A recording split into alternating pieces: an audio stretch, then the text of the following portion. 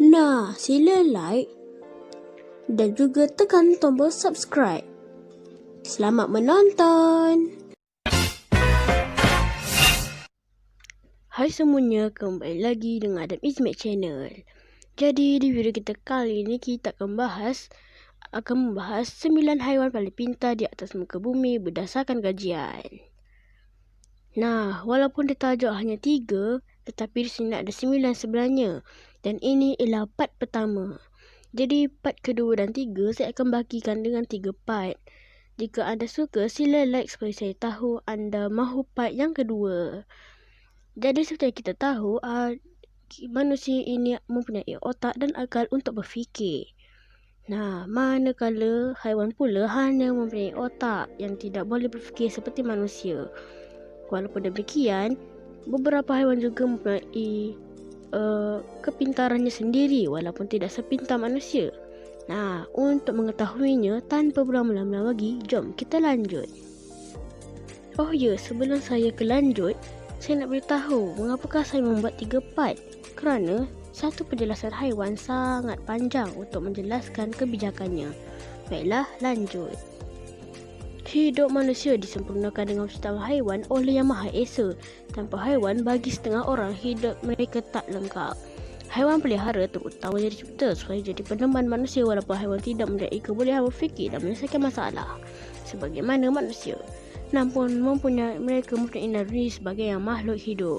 Di antara haiwan-haiwan yang ada di kebun ini, terdapat di antara mereka yang dianggap bijak dan menyerupai kepunyaan manusia. Yang ke-9, kucing. Haiwan yang sangat comel, gebu dan manja. Ini merupakan haiwan kedua terbijak dipelihara di dunia selepas ikan air tawar. Haiwan ini mempunyai kebolehan apa yang dipanggil object permanence. Ia bermaksud mereka mengetahui bahawa sesuatu objek atau individu yang masih wujud walaupun mereka tak dapat lihat, dengar, sentuh, bau atau rasa kehadiran mereka. Memori seekor kucing dikatakan 200 kali lebih kuat daripada seekor anjing. Memori jangka masa pendek kucing adalah 16 jam, manakala bagi seekor anjing adalah selama 5 minit. Namun, kucing adalah lebih memilih dan ingat apa yang berguna bagi mereka. Mereka juga mempunyai kemahiran tinggi dalam memburu dan mempunyai keupayaan diri yang tinggi. Walaupun tidak sepandai anjing, kucing amat cepat dalam menyelesaikan diri dan mempelajari sesuatu kemahiran. Nah, itu ialah kebijakan kucing yang berada di tahap paling rendah. Nah, jom kita pergi ke nombor 8. Nombor 8, tupai. Jangan pandang rendah kepada tupai walaupun saiz mereka kecil, tapi mereka amat pintar. Namun anda pasti ragu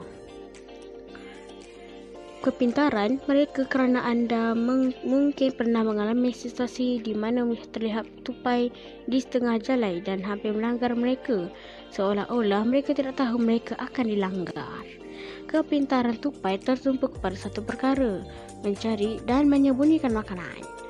Mereka sangat pintar mencari cara untuk mencari atau mencuri makanan, dan apa yang lebih mengagumkan adalah cara mereka menyembunyikan makanan. Mereka berkebolehan dalam menghasilkan tempat menyimpan makanan yang palsu, di mana mereka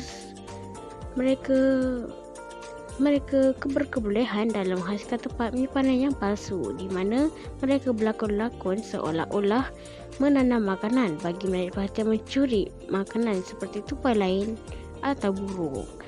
Pencuri makanan lalu akan menumpukan perhatian kepada tempat penanaman palsu itu, membuatkan tupai ini boleh menyimpan makanan mereka di tempat yang lain dengan lebih selamat. Nah, jadi itulah kepintaran sang tupai. Walaupun ia tidak sebijak anjing, tapi ia sangat mudah untuk sangat mudah untuk diubah balik jalannya daripada musuhnya. Baiklah, mari kita pergi ke nombor 7. Nombor 7, gajah. Dengan tubuh yang lebih besar bermakna otak yang lebih besar, namun ia tidak memberikan kepintaran mengikut saiznya. Jadi, sepintar manakah gajah? Berdasarkan kajian, kepintaran gajah disebabkan oleh struktur otak mereka yang di mana neokorteks mereka kompleks dan berbelit-belit, sama seperti manusia. Beruk dan nyukitkan lumba-lumba, korteks mereka adalah tebal dan terdiri daripada banyak neurons. Gajah tidak dilahirkan dengan naluri untuk survive. Mereka belajar semua itu semasa masih bayi dan remaja. Mereka belajar untuk makan, menggunakan alatan serta memahami tempat tinggal dan struktur sosial.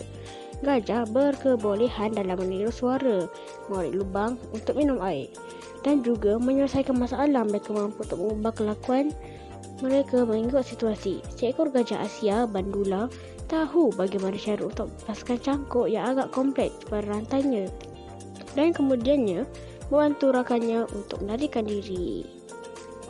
Nah, jadi itulah antara kebijakan gajah.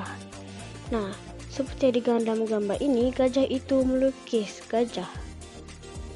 Ya, kerana dia tahu dia gajah, jadi dia lukis keturunan gajah. Nah, seperti yang kita sebut tadi, gajah tidak dilahirkan dengan naluri untuk survive. Mereka belajar semua itu semasa masih bayi dan remaja. Jadi masih bayi dan remaja, ia belajar dan serta pandai untuk makan menggunakan alatan seperti melukis. Nah, bijak kan? Baiklah, jom kita ke selanjutnya.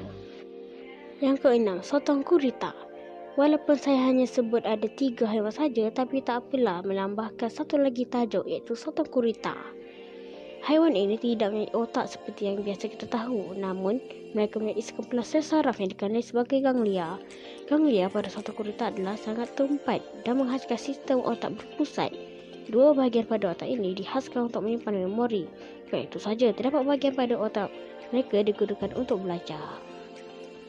Menurut Jennifer Mather, seorang ahli psikologi perbandingan dari University Lethbridge, Kanada yang telah menghabiskan masanya 35 tahun mengkaji sotong gurita. Haiwan ini mampu menyelesaikan masalah dengan mudah dalam satu kajian. Beberapa sotong gurita diberikan kepada kupang untuk mengetahui yang mana satu kegemaran mereka. Walaupun mereka memiliki kekuatan yang tinggi, namun mereka memilih kupang sebabnya kerana kupang lebih mudah untuk dibuka. Namun, mereka memilih kepah apabila kepah yang diberi hanya memiliki separuh cengkerang. Ini terbukti bahawa mereka membuat keputusan memilih yang mana lebih mudah. Nah, jadi sotong gurita sendiri mampu berfikir yang mana lebih mudah. Dan saya rasa semua tahu apa itu kepah. Kepah ialah sejenis, dia bukan sejenis, tapi nama dia memang kepah. Ia hampir sama seperti cengkerang, tapi ia bukan cengkerang. Nama dia kepah. Nah, bagi siapa tak tahu, anda boleh search saja di Google. Jadi itulah dia antara 4 haiwan paling pintar di atas muka bumi. Jadi untuk melanjutkan part kedua, sila bagi like bagi saya tahu anda mahu melanjutkan ke part kedua. Baiklah, sampai di sini saja video kita kali ini dan kita akan berjumpa next